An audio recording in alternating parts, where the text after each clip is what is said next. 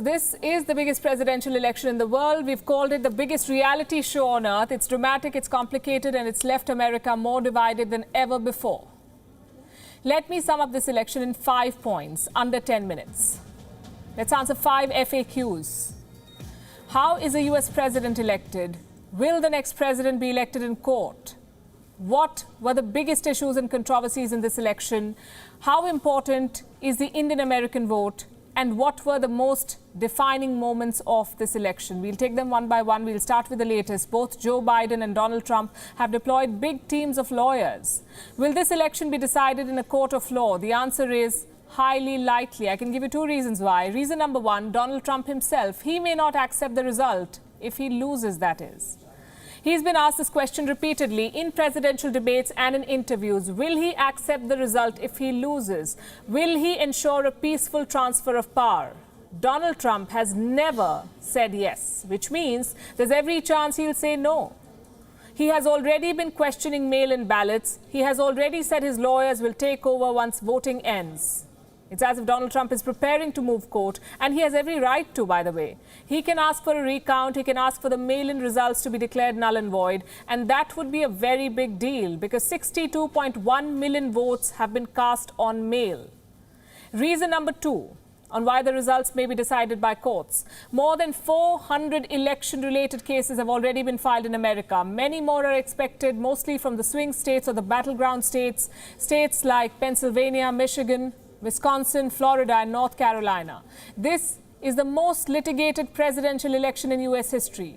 Has this happened before? Has a US election been decided in court before? The answer is yes. In 1876, 5 justices sat on a commission that decided the presidential election. In 2000, the US courts decided the George W. Bush versus Al Gore election. There was a month-long battle over who won the state of Florida. Bush won in the court, and he won the presidency. 20 years later, both Republicans and Democrats are preparing for a similar court face-off. One report says Republicans are looking to train thousands of lawyers to handle litigation surrounding Election Day, post-election canvassing and possible recounts. The Biden campaign is also preparing its team of lawyers. The elections could come down to 9 Supreme Court judges. So counting begins in a few hours from now, but do not expect the results in a hurry. Which brings us to question number 2. How is a US president elected? The answer is simple. A US president is elected through the Electoral College. What is an Electoral College and how does it work? That answer is not so simple. But here's the simplest explanation you will find. Take a look.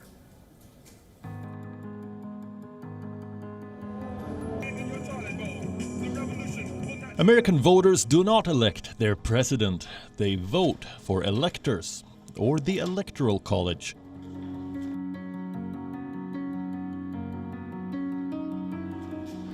It meets every 4 years and chooses the president. The Electoral College has members from all 50 American states. The number of electors from each state depends on its population. At 55, California has the highest number of electors. Wyoming, Alaska, and North Dakota have 3 each. New York has 29. In all, there are 538 electors in America. Each has 1 vote. To become president, a candidate needs 270 Electoral College votes. For 48 states, the winner takes all the votes.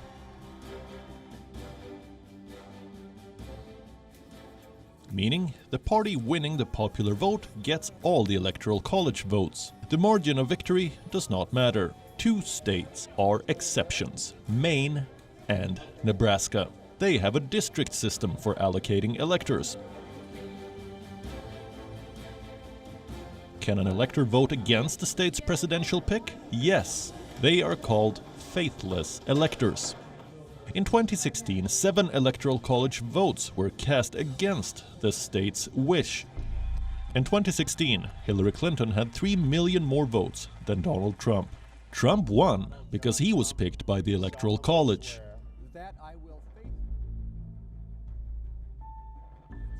This year, the electors will vote on the 14th of December. As warned, it's a complex system. And you may ask why. Why can't Americans elect their president directly? The founding fathers of the United States believed that the electors could form a necessary buffer to keep the Americans from being influenced by a candidate. Has it worked? Bureau Report, WION. World is One. Question number 3, the biggest issues and controversies. I don't know where to begin, frankly. There were so many this election. Donald Trump's taxes, Hunter Biden's emails, Trump's Chinese bank account, the one he did not tell Americans about, Biden's health, is he fit for office, the question of foreign interference and proximity to China, who will take a tougher stand and punish China for the pandemic. There's so much that was debated in this election. So we'll dwell on the 3 biggest issues that Americans might vote on: the Wuhan virus, jobs, and racism. First to the virus. The US is the worst hit. It has the highest number of cases in the world, more than 9.5 million people.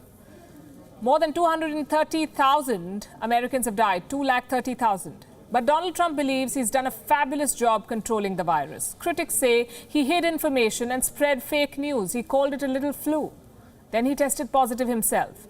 But he continues to junk the mask and mock Joe Biden, who, by the way, has not quite spelled out what he would have done differently to control the pandemic. Issue number 2, economy and jobs. Donald Trump was doing great before the virus from China came and ruined his report card. Hotels, restaurants, travel and airlines have all been hit now. Though GDP figures show that the American economy has grown at a rate of 33.1% in the third quarter, experts fear a double-dip recession and a record slowdown. According to America's Bureau of Labor Statistics, 12.6 million people are out of work. Can Donald Trump steady that ship? Can Joe Biden steer it towards a recovery? Americans can only hope that they make the right choice. Issue number 3, racism. America burned this summer. The death of George Floyd in Minneapolis triggered a wave of anti-racism protests.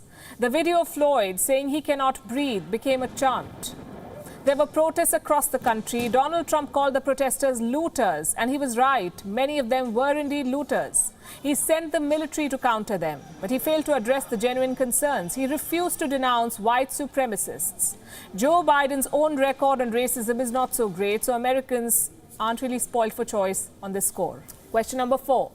What about Indian Americans? How big a role will they play in this election, and who are they likely to vote for? 1.6 million Indian Americans are voting this year. They make up only 1% of the US population, but they have significant political clout, which explains the choice of Kamala Harris, the vice presidential pick of Joe Biden. It's an attempt to woo the Indian diaspora. But has it worked? Traditionally, Indian Americans have leaned towards Democrats. The trend may not have changed significantly this year, even though many in India seem to support Donald Trump. Indian Americans, according to recent opinion polls, are still backing the Democrats.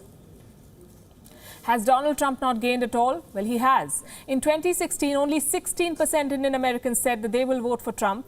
In 2020, 28% of them say they support Trump. Do remember, these are only opinion polls. They tend to get it wrong more often than not.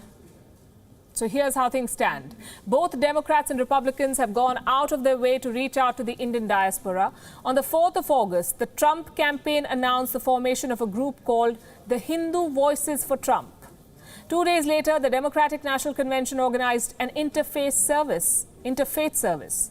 The Republicans are banking on Trump's camaraderie with Indian Prime Minister Narendra Modi, the success of the Howdy Modi event in Houston, and the Namaste Trump event in India. The Democrats are banking on Kamala Harris's Indian roots. What explains the desperation to win the support of the Indian diaspora? Let me give you some numbers. As I told you, Indian Americans make up only 1% of the American population, but they own one-third of all Silicon Valley startups. 8% of America's high-tech firms were founded by Indian Americans. Consider all of America's Fortune 500 companies, 2% of them are led by Indian Americans. Examples include MasterCard, Microsoft, Alphabet, Adobe, and IBM. 1 in every 7 doctors in the US is of Indian descent. At least 10 Indian Americans are lawmakers. According to some estimates, half of America's motels are owned by Indian Americans. This section also happens to be very affluent. The median income of an Indian American household is higher than that of other Asian communities. Thank you for watching Gravitas on WION's YouTube channel. If you want to stay up to date with what's happening around the world, then subscribe to our channel and don't forget to like and share. Thank you very much for watching WION. World is One.